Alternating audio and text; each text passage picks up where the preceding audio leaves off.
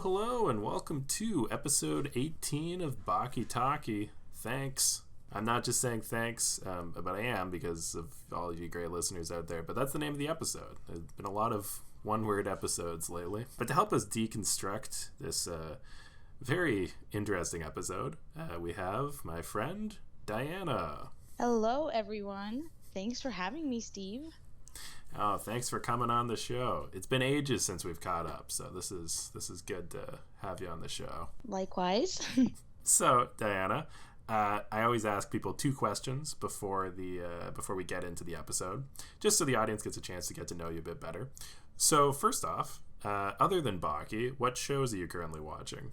I'm watching two shows. One of them is Bob's Burgers, excellent animated show on Disney Plus.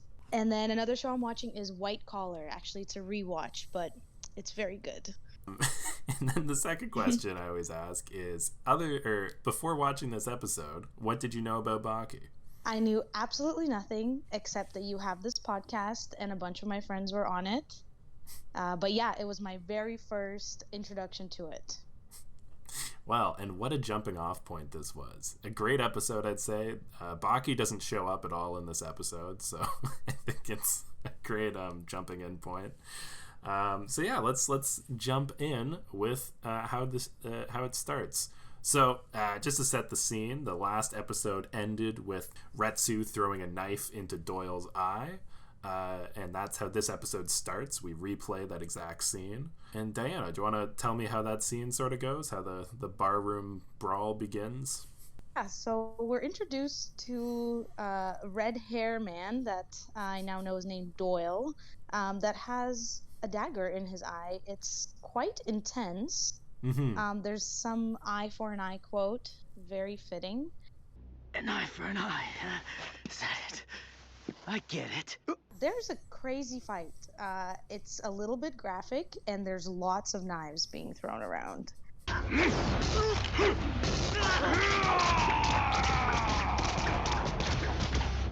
Yeah, like, at first I thought just a knife in the eye, that's probably enough. And then Retsu literally has what appears to be like a trench coat that he opens up, revealing rows upon rows of knives that he then throws into Doyle immediately after setting him on fire. Do you think this could be described as overkill? Oh yeah, for sure. He's got like 24 knives all over his arms and shoulders. It's terrifying. And I felt a lot of sympathy for Doyle. Like, if I had 10 knives sticking out of me and then a guy just kept throwing knives into me, and those knives went pretty deep, mm-hmm. I feel pretty bad for the guy. Yes, I did feel bad. I kind of just wanted him to kill him already. Just throw them at the heart instead of just continuously throwing them into his legs and arms. Yeah. And the narration is so intense. You just keep saying, well, this is it then. I guess I'm gonna die. And I just wanted that to be true. Just end him already. This is torture. Yeah, no. It's funny, like, Retsu's, like, clearly trying to take the high ground and be like, I don't kill people. But, like, he also throws 100 knives into the guy. Lights him on fire. What else did... I had to write down what he does. Because, like... Well, okay, so... rope at some point, and he, like, wrapped Doyle around in it. And then, yeah, it was a lot. Well, and then he pulled out the scimitar from behind his back. That he just... Like, yes. And just for context, because it's not super clear from this episode, Retsu was shopping for a book when he ran into Doyle and they decided to fight each other. Like, he didn't have time to go home and get these weapons. He theoretically had them with him in chapters. So what was the book conflict that led to this intense fight? Great point. So Retsu was at the mall in the elevator. He had just bought a book. And then Doyle walked into the elevator, and they decided they had to fight. So they went to a bar. I see. Yes. For just to give further context, Doyle broke out of his maximum security prison after being electrocuted, but the electric chair didn't kill him, so he flew to Japan to taste defeat, and he has been fighting all of the best fighters of Japan so that he can taste defeat. And so when he ran into Retsu, they knew that it had to go down. So are they both bad guys? I would say no. Retsu is a great guy. They did describe him once as having villainous ways, but I think Retsu is a nice guy. You know, we see later in the episode that he's quite he cares about other people. Doyle is definitely a bad guy. He kills a lot of people just for fun. Oh, check it out. It's Robinson. Yeah, Rob Robinson, the kickboxer. Yeah. So the fight continues on outside. We go from throwing knives to tying up Doyle, hitting him with a scimitar, and then Retsu takes out a bunch of wooden. How would you describe his staff-like weapon that he had in his pants? The big bat? Yeah. It must have been 8 feet long. I don't know how he was holding it up, but it was terrifying, and he points it right at Doyle's face. Yeah. And then I almost feel like they got a different voice actor for the next line, but he just starts going like, wah, wah, wah, wah, like. Here it comes.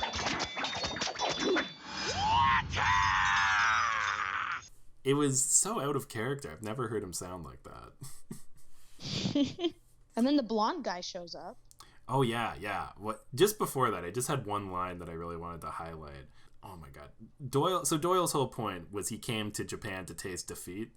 Did you catch his great line where after getting stabbed and cut and walloped, he just goes, It burns. I never knew how much it burns when you get cut. Is this what defeat tastes like? I can't say I like it. I can't say I like it. Interesting. I don't know if I caught that line, but it makes more sense now with the context. Yeah. It's just like, what did you think it would feel like? Yeah. Anyway, then the blonde guy shows up. So, of course, this is Jack Hanma, a very buff, tall guy we met last episode, who is Baki's half-brother. Oh, okay. So this is the closest that I get to Baki. Yeah, this is as close as you get. What does Jack Hanma do? He stabs Retsu with a needle. Yep. And takes him out. Instantaneously. Yeah, it was quite jarring. So Doyle can take up all this beating. Like, Doyle gets seriously beat up. He's bleeding. He's in a pool of blood. Retsu, 1 needle, and we're good. Honestly, Doyle should just invest in needles. I think that is clearly the most effective weapon. Right? It's also just funny to imagine Jack Hanma sneaking up on Retsu, because nobody saw him stick that needle in. But then, like, you realize that he's like 7 feet tall. They're all very tall and have very big feet and hands, is what I noticed. Yes, almost everybody on this show is absolutely massive. Actually, you might enjoy this. So Jack used to be like my height. And then he realized he wasn't tall enough, so he broke all of the bones in his body so that they could grow back bigger, and now he's 8 inches taller than he used to be. Wow. You broke all the bones in your body for just 8 inches? Just 8 inches. Just 8? That's, you know what, with that spirit, yeah. You should show them. Just break all the bones in your body and grow 12 inches or something. Right? I mean, 8 inches is a pretty low payoff for that kind of pain.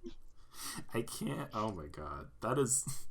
I can't believe how demoralized I would feel if I broke all the bones in my body and then somebody said, "Oh, you only grew 8 inches? All right, whatever." It would be like a modern miracle, but anyway.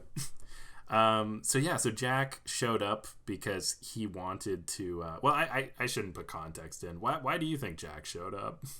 Well, it seems to me that he had some kind of beef with Doyle. He wanted to make sure that he gets to fight Doyle himself, and he specifically said, no weapons when they do meet again. So I think, yeah, he didn't want Retsu to kill Doyle just yet.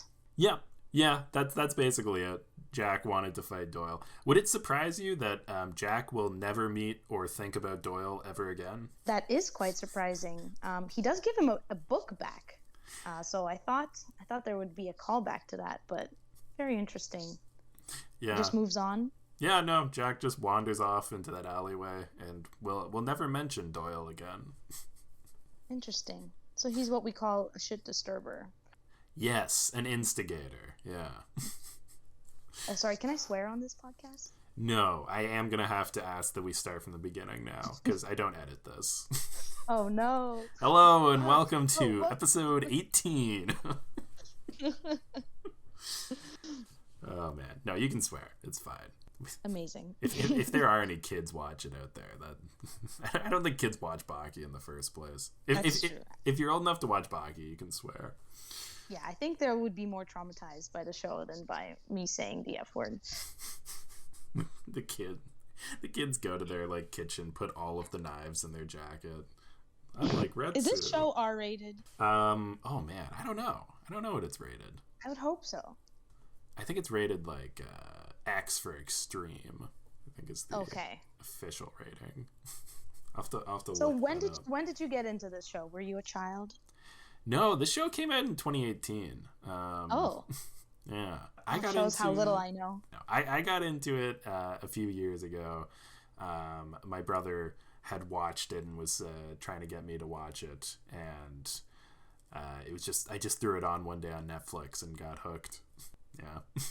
Anywho. So Jack Hanma walks in, instantly incapacitates Retsu. And I mean instantly. Retsu was mid-punch, and he lost all momentum and instantly passed out. I decide when we're done, not a scumbag like you!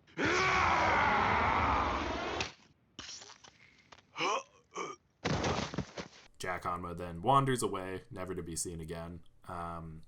And then Doyle decides, okay, well, I'm just going to go home. But what happens? Why can't Doyle go home, Diana? Two random, very American-sounding guys Look, we got no time for your jokes. We're trying to rob this guy over here. come up to Ray Retsu. and his friend. Yes, those people come up to Retsu and want to steal his wallet. They also make some racist remarks. Very interesting kind of 30 seconds. Yeah, it's a real window into these two very unlikable guys. Yeah, no, don't seem very bright either.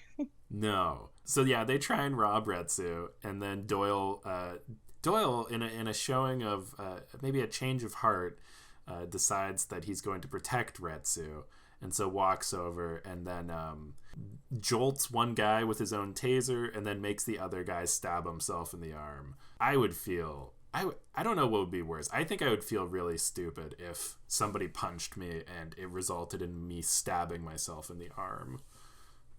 What would you have preferred? To get zapped by your own taser or stabbed with your own hand? Maybe zapped. Gotta say zapped because I've always wondered also what that would feel like.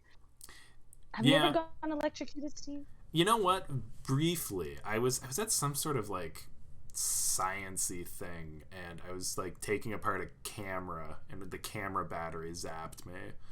Whoa. So definitely less than the 20,000 volt taser, but it just my hand sort of felt numb for a second type of thing. I think the taser thing would be fun though, because then you get to go whoa, whoa, whoa, whoa, like they do in the show. Yep, you can definitely make those sounds. Hopefully your heart doesn't stop. Yeah, pros and cons. So, but then once he gets rid of the criminals, that's not even enough, because it turns out Japan is a very dangerous place, and there are roving wild Shibas that Shiba Inus that might attack Retsu. So Doyle has to scare off the dog. Did you think that dog was an actual threat to Retsu? Probably not. What would it have done? Eaten him alive? I don't... That was something I was wondering. I know that, he got knocked out, but do you think he wouldn't wake up if a small dog ate him alive. I don't know. I think he would have woke up. He probably would have woken up. And the dog seemed extremely aggressive, but Doyle just kind of shoos him away and he runs away immediately. It turns out the dog was also racist against the Chinese, unfortunately. Makes sense. Yeah, no, Doyle intimidates him away. So this leads into one of the most, not inexplicable, but definitely surprising events for Doyle's character, who up until now has been shown as very selfish and very just like only cares about himself. Is he stands still all night over Retsu's sleeping body in a Japanese alleyway until morning, where he has entered a special type of coma that lets you keep standing up. And he's bleeding profusely. Bleeding profusely. The crows are perched on him like a scarecrow, licking up his blood. Were you surprised Doyle did this? Do you think it was the right thing to do? Very surprised. I was also kind of taken aback by how is he protecting him if he's in this coma? I honestly think the crows are sort of like a symbolism thing. Like, he's basically a scarecrow. He's a big scary man, but he can't move. Oh. So it's just the idea of Doyle being there that's protected him. I see. Well, don't you think he would be attracting more attention standing there as like a 7-foot tall man, bleeding? Just from my experience being in the city, when I see a 7-foot tall bleeding man towering over somebody, that does not draw my attention. That pushes my attention as far away as possible. I don't think I'd want to approach that. Put yourself in the mind of a Shiba Inu, however. Okay, yes, I would. Then you might want to know what's happening over there. You're right. I think the more realistic thing is if he woke up and Doyle's left leg had been chewed off by a band of Shiba Inus. But how did they become enemies to friends like so quickly? I don't know. Maybe it's the fact that Retsu hit him a lot. Like, maybe he is suffering some some brain injuries. Some Stockholm syndrome type of thing. Yeah. Maybe if you, it's like a pressure point thing. Like, he hits the knives in the perfect spots, and he turned him into a friend. Oh, an ancient Chinese cool. martial arts. And my headphones died. All right, technical difficulties over. Might be a little bit of an echo, but that's editor Steve's problem to fix. Yeah, so there is an echo, mostly because I'm an idiot, and instead of using my headphones, which ran out of battery, I figured, well, my speakers can't be that bad. So I've done some editing tricks. You probably won't notice because the echo is still there. So yeah, this one's on me, but enjoy the rest of the episode, folks. So we're coming up to probably my favorite part of the episode. Retsu realizes that Doyle has been watching over him all night and now has entered a coma due to lack of blood. Much like Kato a few episodes back with Greg. So he realizes that Doyle needs medical assistance. So what does he do? Throws back, starts running across the city, and then encounters an interesting canal that he then has to run across. This part definitely took me by surprise.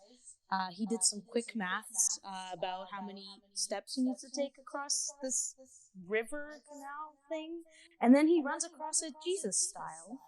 Jesus never carried someone on his back. I'm just putting that out there. That's true. So Retsu is Jesus and more. A pulse. It's weak, but it's there. Not much time. I'm going to have to move fast if I want to save him. He's not going to die on my watch! It was really incredible. Just, yeah, he runs across the water, and you might think you want to do as little steps as possible, but I think he is right to do as many. So he probably does like 10,000 steps very quickly as he crosses the 40-meter lake. I think was the distance. Okay, think. The canal's about 40 feet wide. That means 700 to 800 steps. No problem. Thing like that. Yeah, but I'm no physicist, so I don't know what his surface tension calculations were. The thing that killed me was, like, in the shot before, he throws his rope and he jumps onto a road that's above him, and he must jump like 40 feet. So, like, and then when confronted with a lake, he decides, I can't jump this because that would look silly. I'm gonna run across it. Like, I don't know. He honestly just felt like Superman in this. Like, it felt like he had superpowers in this whole scene. Absolutely, yes. And then the final step was how he breaks the concrete when he reaches the other side. Yeah. Such force in his steps, yeah. Disturbing the poor fishermen there. Oh my god, their responses. He's scaring the fish, dumbass. I'm all for fitness, but haven't these guys ever heard of going to the gym? And you know what? Retsu was so polite the entire time. He kept saying sorry for everything he did, you know? Sorry. Just passing through. Yes, he did wish them a good day. Yeah. He told the guy whose bike he broke, where he could reach him, and, like, you know, giving him his insurance info, basically. Yeah, the bike scene was very intense too. He stops this bike with just one hand. Yeah. And then it ripples through, like, the G-force through the guy. It was very scary. Yeah. I would be a bit shocked if I was driving home and a martial arts master broke my bike with his bare hand. But, you know, if he gave me his info and, like, contact info, like, I'm sure it would work out, so no big deal. Sorry. My name is Retsu. You can get a hold of me at Karate Shinshinkai. So now you might be thinking that Retsu ran across town to get to a hospital. That would be silly. Instead, he took Doyle to the Shinshinkai dojo, where he rounded up a bunch of martial artists who could donate their blood to Doyle. It might be because that was the closest spot. I think he just wanted to give him the highest quality blood of only martial artists. Did you have any thoughts on his recovery in the hospital, Diana? Or in the dojo, I mean. Yeah, so the karate school has hospital-like rooms. I guess. It was very interesting. I mean, I'm glad they explained where they got the blood from. Do you think they mixed all the blood of all the different students? Yeah, well, you know, probably of the same blood type or whatever. But, yeah, I think they probably mixed them all together and gave it to Retsu. I'm not a blood expert, but I'm not an expert in anything, really. Except Baki, of course. Oh, no, not at all. Anything in this show, I just take at face value and go, okay, yep, that's how it works. You can stop a motorcycle with your hand. You can run across water. Yeah, that makes sense. Yeah. The recovery room was interesting. It had all the details of a hospital room, like the curtain outside the door. Yeah, do they have a doctor on staff who just works at the dojo? Probably. It's a really big karate studio. It's like 6 stories tall.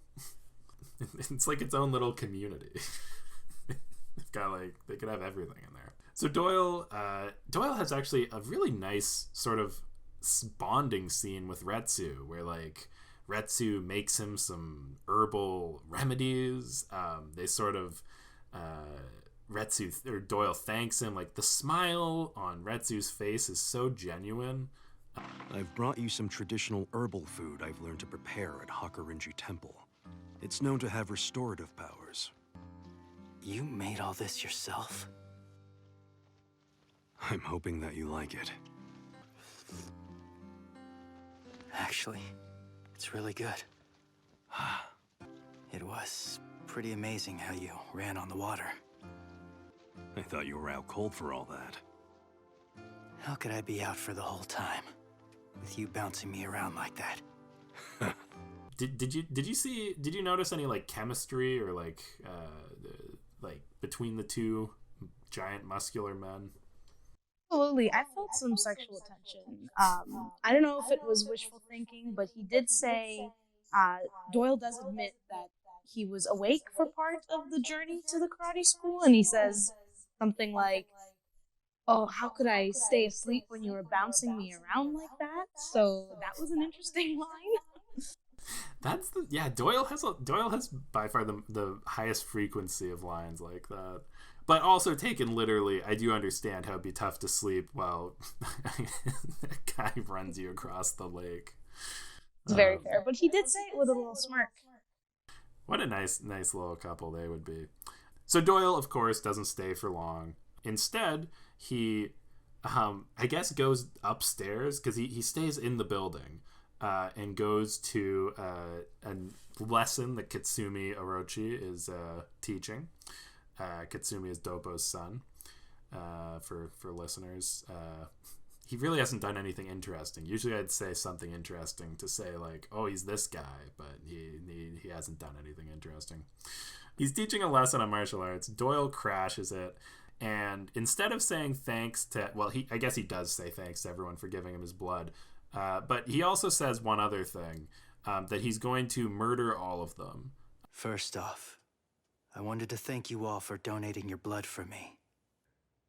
Well, there's no easy way to put this, so I'll just say it. The reason I came in here is to put you all 6 feet under. Sorry about that. Were you surprised by that, Diana, or did you think, he probably came here to kill them? Pretty surprised, I'm not gonna lie. I mean, the episode is titled Thanks. I really felt that there was some character growth happening. So I was surprised when he's challenged them to a fight and said he's gonna put them 6 feet under. Yeah, he's going to bury them, as Katsumi clarifies. So, Katsumi's not scared of Doyle, so they get ready for a karate fight. And then Doyle does the cheekiest move I've ever seen. Like, the smile on his face when he pulls this off just killed me. But he says, I'm going to need to change into my uniform. And just casually pulls out a flame-proof uniform. It's not a karate uniform. It's like it looks like a silver hazmat suit to avoid catching on fire. What the hell? That's no karate uniform. That's a fireproof suit. Does he have a bomb? It's a trick! Jump him, class! And then he sprays the entire room with dust, which we soon learn is pastry flour. If you didn't know what a dust explosion is, luckily we get a little lesson from the narrator. Did you find that helpful, learning what a dust explosion is? I did find that helpful. I gotta say I didn't know how to set one off before, but I do now. So thankfully I have some extra pastry flour at home. But that's the one moment that this episode felt like a kid's show, I gotta say. When interrupting for a quick science lesson. Oh, okay. I was like, which kids shows are you watching with where they blow up the martial arts studio? But yes, it did feel like something I'd see in like Popular Mechanics for Kids or something like that. Like, did they ever teach you how to set off a dust explosion there? In PMK, most episodes. It's Popular Mechanics for Kids! It was a very controversial show at the time, but we learned a lot. Anyway, you know who was on that show? Alicia Cuthbert was on that show, and then she went on to become Jack Bauer's daughter in 24. Oh wow! Yeah. Anyway, that's just my little PMK moment there. So that is the end of the episode, except for the little final scene. Doyle is walking away from the Shinshinkai building after he blew a hole in the wall, actually right through the mural of Doppo Orochi fighting a tiger, the Tiger Slayer, of course. And who does he run into except Doppo Orochi, who is mad that he blew up his studio. That was me on that building, you bastard. What did you think of his face? Did you notice that there were a few scars on it? I did notice. Like half of it looked normal, and then, or maybe I should say a third of it looked normal, and then the rest looked like it had been messed with, but we don't know how, or at least I don't. Oh yeah, no. So a few episodes back, his face exploded off. The last time we saw him, I would say he had zero skin on his face. So he's made quite a recovery. Wow. And was it also Doyle who fucked up his face? No, it was Dorian. He's a different guy who broke out of a supermax prison on death row to taste defeat in Japan. Oh, naturally. Yeah. And so yeah, people seem to have issues with his face. They keep targeting it. Yeah. Maybe it's like even before this, he had an eye patch. I assume that was also from somebody targeting his face. Yeah, maybe he just has one of those faces that only a mother could love, and everybody else wants to rip it to shreds, apparently. Anywho, so that was the episode. I'm actually really interested in what your answer to this question is, Diana. Now that you've watched an episode, do you think that Baki is a good show? Personally, I would say no. There were too many plot holes, and I feel there was forced character growth that didn't make sense. And then just to go back on it in the first place, it made me sad that all the lovely karate boys were just blown up in the end. And I didn't understand why. They were only kind. Yeah, well, that's kindness gets you put 6 feet under in Baki. I think they'll probably be okay though. It's only a pastry dough explosion. I'm sure we'll find out more next week. I hope so. I hope they're fine. Yeah. But I do think that is a very fair critique of Baki. I think that the motivations of characters and character growth often don't really lead into each other and just sort of spring out of nowhere. But to be honest, that's part of the charm for me. More food scenes and less fighting scenes. I liked when Retsu brought out that tray of yummy food. It made me a little bit hungry. There is a lot of food scenes I've noticed. Last episode, Jack Hanma ate an entire pig. An entire pig? Like a cooked pig, but yeah. Oh, wow. I don't know if that's as appetizing as I would want, but... Oh, you should. It was much more appetizing than when he ate a T-bone steak and then ate the T-bone in like multiple chomps. Oh boy. That's how you grow 8 inches. You gotta eat bone to make new bone. How would that go down? Well, he's got very strong teeth. I think he just grinds it into dust, much like a giant would do to their bones they eat. I guess I didn't think about the chewing part. I just thought he swallowed it whole. No, that's ridiculous. Right. Anywho, Diana, thank you so much for coming on to the podcast. This was a blast. Anything you wanted to say before I sign off? Just thank you so much for having me. One of my first introductions to anime and Baki. Happy to be part of the Baki Talki crew. Awesome, yes, and it's like I always say, Baki is a perfect introduction to anime. Definitely not one of the weirdest ones out there. That's all the Baki we've got to talkie. See y'all next week. Cheers. 生ぬるい夢よりも熱すぎる Spring Friday